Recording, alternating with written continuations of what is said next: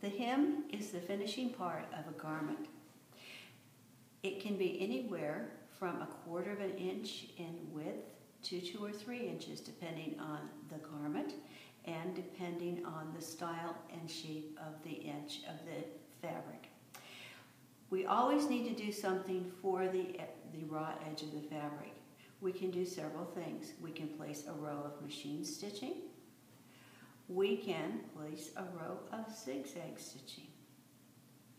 We can use the serger and actually put a serged edge.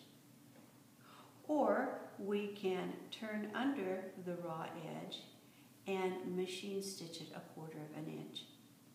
The choice that we make is dependent on how badly the fabric frays or pulls apart and the thickness. For example, on a heavy wool, we would not want to put anything that would be bulky.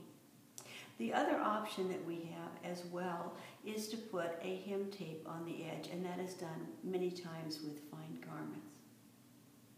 Most of the pattern pieces will show what depth the hem would be, and for a normal skirt, we have a 2-inch hem. The 2-inch hem will be what is done on your sample. You will use one of your 6 by 6 inch squares and begin the process by pressing under 1/4 of an inch so that it is smooth and straight, and then machine stitching. Once it is machine stitched, you will want to turn up your hem, and you will want to use the seam gauge to make sure that it is 2 inches at every point. If the hem is not straight, it will not hang straight on your body. You will then want to put your pins perpendicular to the seam edge, allowing the pin head to extend beyond the edge of the finished edge so that you can easily pluck it out. The stitch that you are going to use is called an invisible hemming stitch. If you look carefully at the sample, you will see that you do not see any stitching at all. And this is done so that if you catch your heel or grab something on the edge of your skirt, the thread is not there to easily pull out. We begin our stitching with a single thread.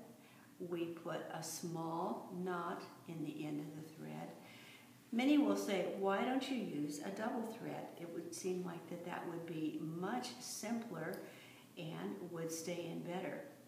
But if you have a choice between pulling the hem out because you snagged it or ripping the fabric, it really is a better choice to have the fabric with the hem pulled out and replace it than to have to patch the fabric. We are going to then take our needle and thread, and we are going to hide the knot in the fold of the fabric. Remember, the concept is that it is going to need to be an invisible thread or an invisible stitch. And so we are going to anchor our stitch several times. And our stitches are going to be placed about 3/8 of an inch apart. You want it firm enough to hold the fabric in place, but you do not want it so tight that it looks puckered or drawn on the outside.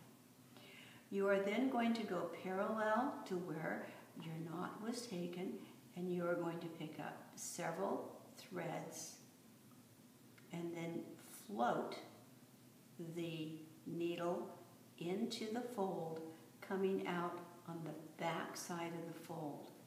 That allows the stitch to be completely concealed.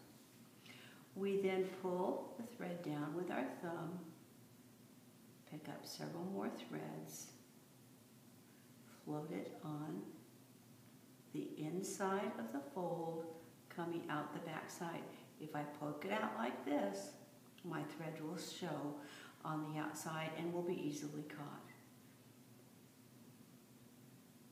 Several threads, float it along, come through the fold on the back side, pull it snugly.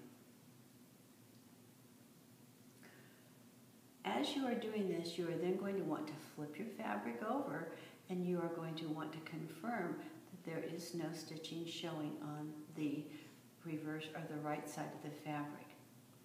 As you come along doing your stitching, then you pull your pins out as you come to it. So when you complete the actual hem, the pins are all on your pin cushion rather than in your garment. You probably are going to run out of thread as you are stitching, and simply then make a knot on the inside, cut off your thread, start over again. You do not want your thread so long that it will snarl or knot as you are actually stitching. When it is done, you will want to press the hem, and then it is a good idea to let the hem and the garment hang for a day before you wear it. That's in an ideal situation.